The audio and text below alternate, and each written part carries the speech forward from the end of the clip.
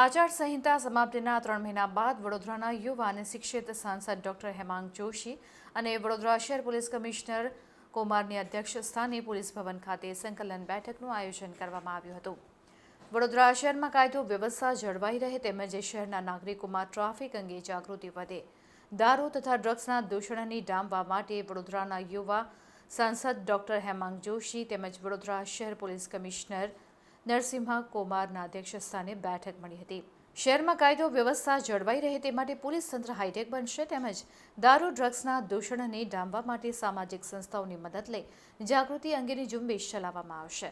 જેમાં વડોદરા શહેર પોલીસના તમામ ઝોનના ડીસીપી તેમજ ડભોઈ વિધાનસભાના ધારાસભ્ય શૈલેષભાઈ મહેતા, વિધાનસભાના ધારાસભ્ય કેયુરભાઈ રોકડિયા ઉપસ્થિત રહ્યા હતા। સંકલન બેઠકમાં अपने माननीय मेंबर ऑफ पार्लियामेंट एमएलए श्रीઓ ઉપસ્થિત રહ્યા અને આ એક રેગ્યુલર ફોર્મેટમાં આ મીટિંગ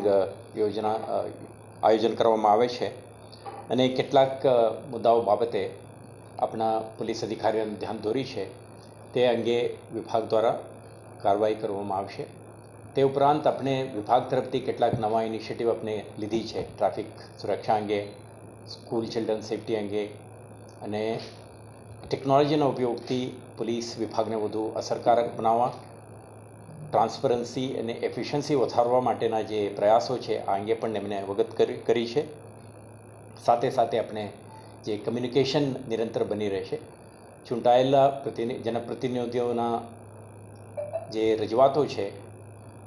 આને પણ ધ્યાને રાખીને શહેરના નગરવાસીઓને વધુ સુરક્ષા અને એમના સિક્યુરિટી અને મોબિલિટીના સંબંધિત સેવાઓ વધુ અસરકારક રીતે આપવાની પ્રયાસ ચાલુ રહેશે। આ અંગે તે બધાઓ સાથે વિસ્તૃત ચર્ચા। આજે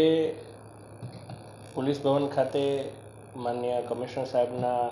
અધ્યક્ષતામાં અને તમામ ધારાસભ્યશ્રીઓ અને કમિશનર સાહેબની સમગ્ર ટીમ એમની વિશેષ ઉપસ્થિતિમાં પોલીસ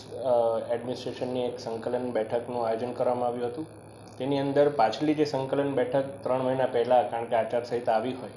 એટલે 3 મહિનાનો ગાળો રહ્યો હતો, તો એ સંકલન બેઠકની અંદર જે મુદ્દાઓ ચર્ચાયા હતા એનું શું સમાધાન આવ્યું છે તે બાબતે ચર્ચા કરી। વિવિધ ટ્રાફિકના મુદ્દા હોય, લો એન્ડ ઓર્ડરના મુદ્દા હોય, પ્રોહિબિશનના વિવિધ મુદ્દાઓ હોય, પોતાના ધારાસભ્યશ્રી એમના વિસ્તારના જે મુદ્દાઓ હોય એને લઈને પણ ચર્ચા કરી।